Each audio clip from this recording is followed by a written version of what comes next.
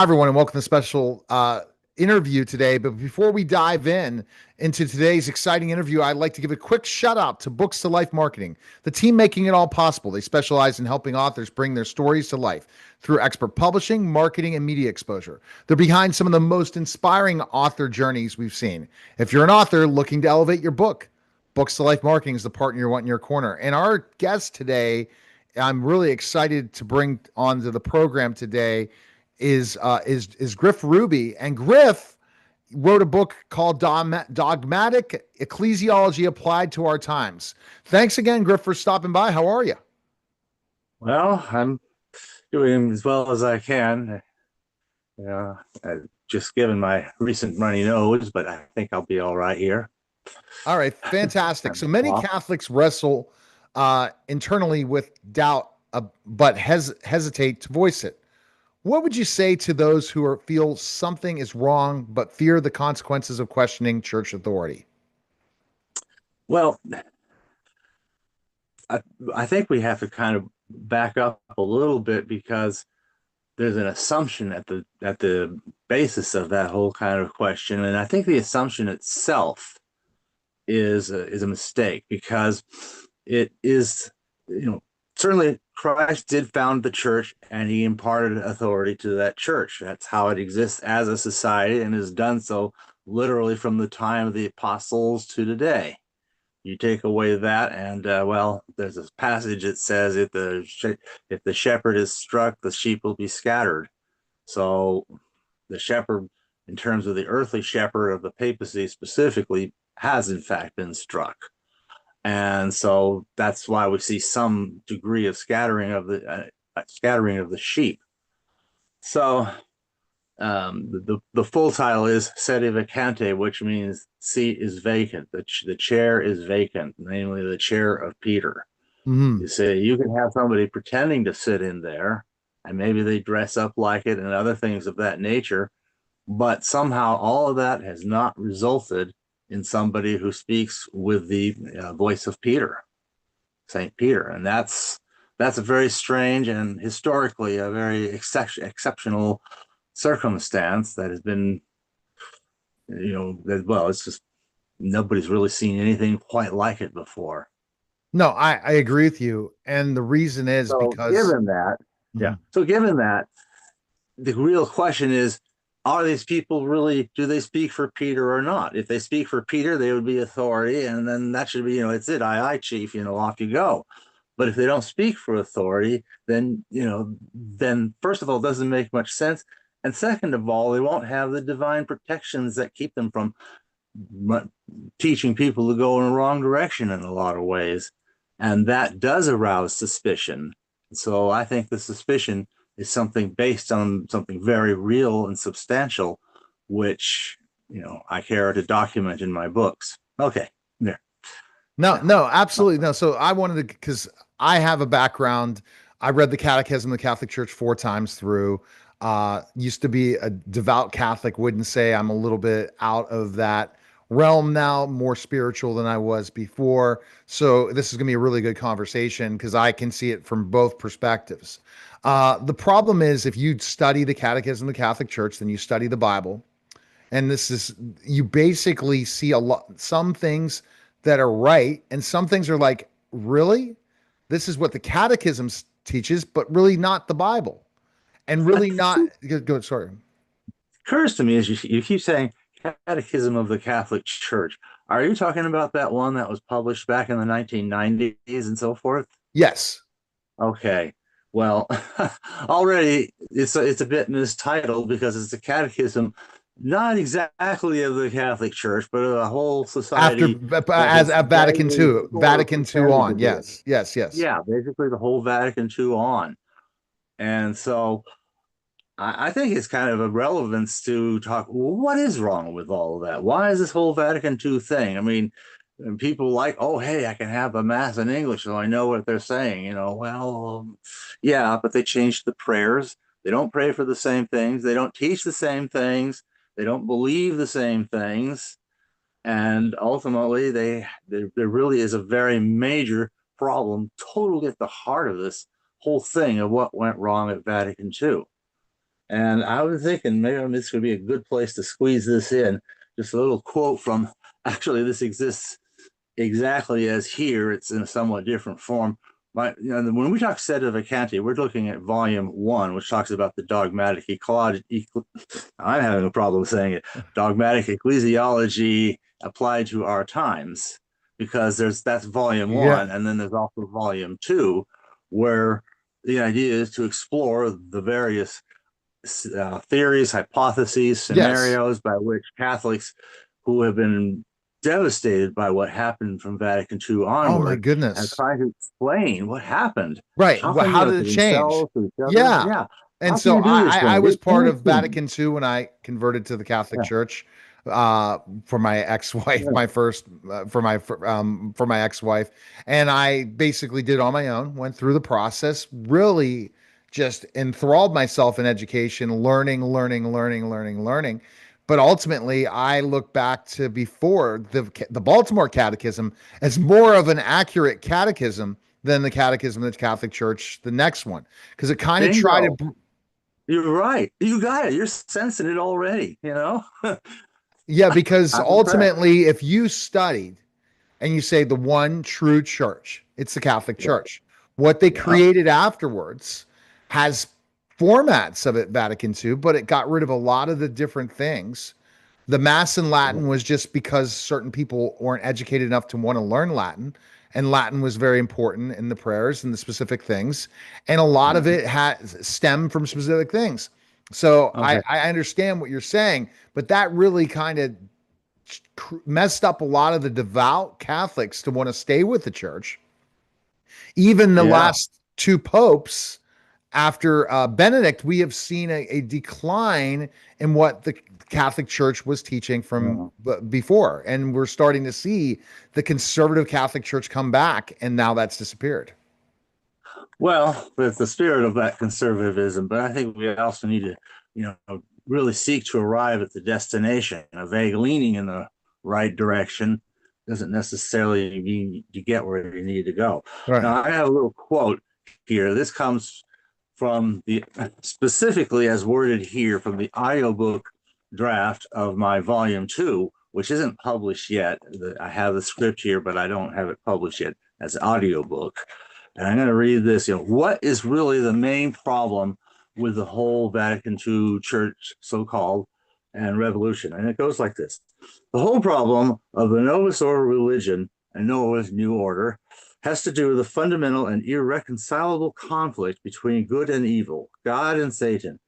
Throughout Holy Writ, the pagan gods of the non-Israelite nations are but mere idols, false gods, gods of no real power, gods made by men for their own selfish purposes. But behind those false gods, there are the demons, devils, the ancient pagan deities called out in the Bible, Baal, Ashtoreth, Dagon, Moloch, and so forth, are in fact incognitos of the devil and his demons. For example, Psalm 106 or 105 in the Douay Rheims translation, verses 35 to 38 read, "And they were mingled among the heathens, and learned their works, and served their idols. And it became a stumbling block to them, and they sacrificed their sons and their daughters to devils.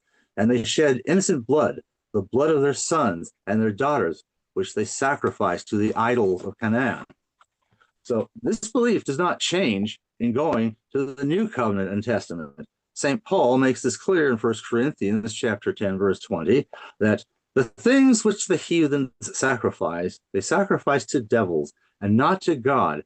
And I would not have it that you would be made partakers with devils.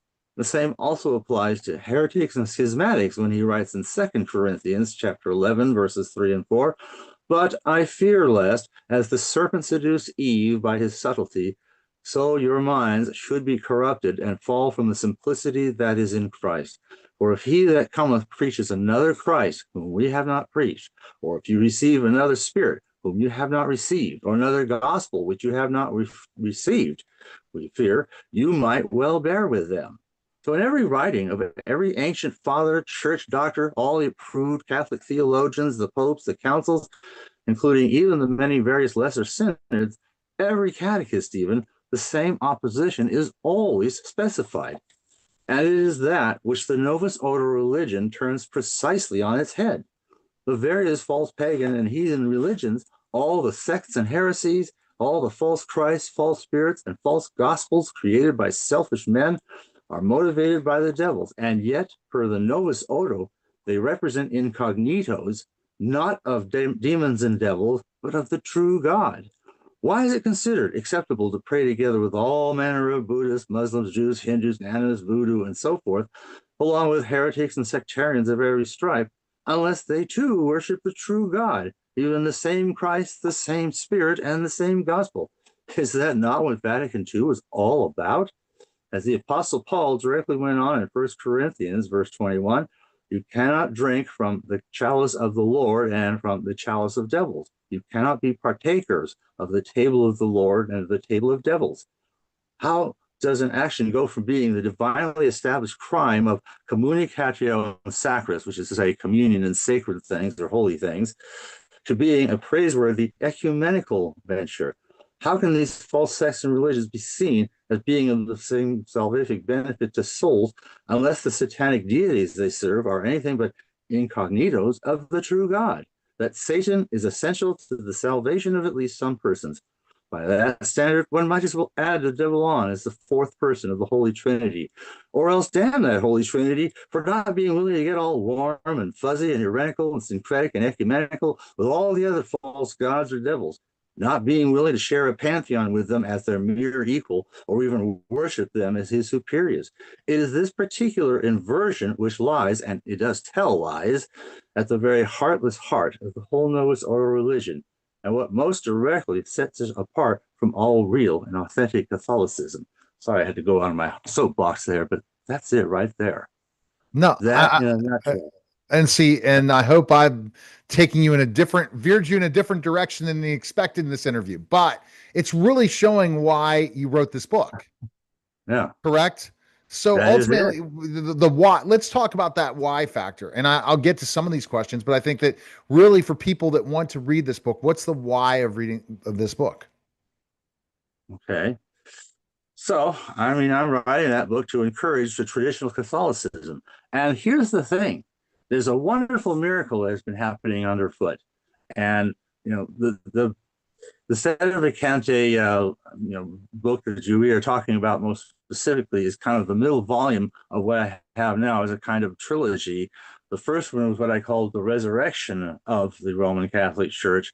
And this actually gives a lot of the actual history of the survival of the real Catholic faith in in what's known as what I call the traditional Catholic community. There's a variety of different orders and communities that have preserved the true Mass, the true catechisms, the true faith, and have just refused to have anything to do with all this, ecumenism with all the other religions out there and so forth. And this community is a very real and solid and identifiable community, despite some of its own inner struggles and so forth, because, as I said before, in the absence of the shepherd, the sheep are scattered, but they can be pulled together because they are the sheep. And ultimately, I firmly believe will be. And anything I can do to contribute to that, I intend to.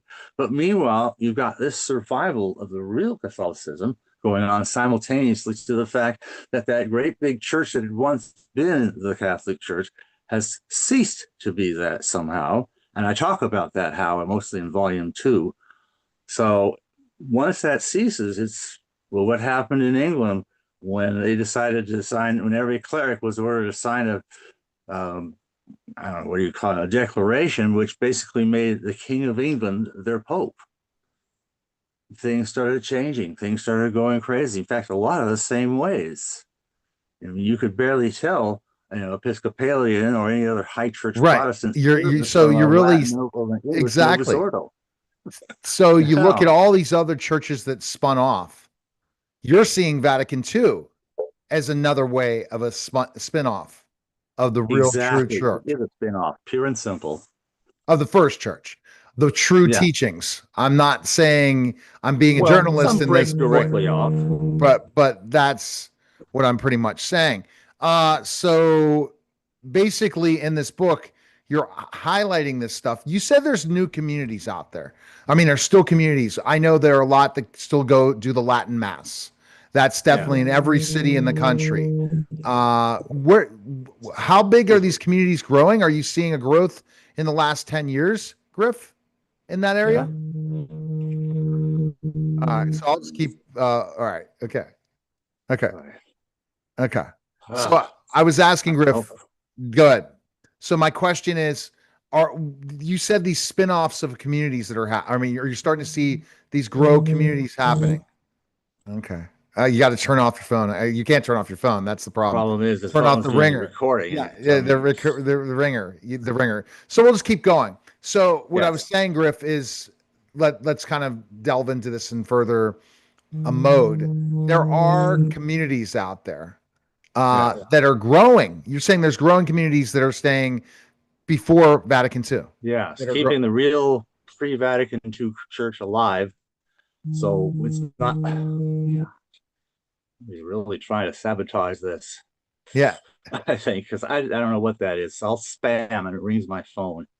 And even though I tell it, hey, this is spam, it's still well. yeah. It's gonna. It's Okay, but I kind of have just to edit some of digressing. that out. That will definitely No, edit this out. So that'll be talk about fine. that. Yeah. So yeah, these communities have simply been preserving and keeping alive, the fullness, or the fullness is possible given the absence of the supreme leadership of the Pope, alive in this world, so that the Church of Christ still exists, still lives, still moves and accomplishes the divine purposes. So that's kind of surprising, but really great. Yeah. So that's kind of a surprising but a good thing. That's a positive for our time. Now, meanwhile, you've got this great big society that has basically written itself into a corner, and while it's not physically impossible that they should repent, I think it's sociologically impossible. It's about the same as the likelihood of the United States of America deciding to resubmit itself to the British Crown as so many colonies. It's not physically impossible, but I think we know that's not Yeah, going to happen. no doubt. So what I guess the people that are going to get out of this are going to finally see the evidence that you're going to lay forth in this book, the Yeah. show that what the church teaches, and the true Catholic Church that was formed under Peter. So yeah, this is the. You want to turn off your ringer? I wish there was a way to turn this thing off, Do you but have a ringer? You can turn off the sound on your it's not a ringer. ringer. It's just the phone itself. That's not the ringer. I mean, it would have a different Oh no, the thing. buzz. So I have it where I don't have any of the things. Okay, we at least Well, gotten some. I hope you can filter that Yeah, garbage out. I can try to filter as best I can. All right, so let's kind of. But we got a lot of good information. What do Yeah. you? So what do you feel? Yeah, let's stop the recording real quick, and you got to figure out your phone. And I don't know if there's anything I can figure out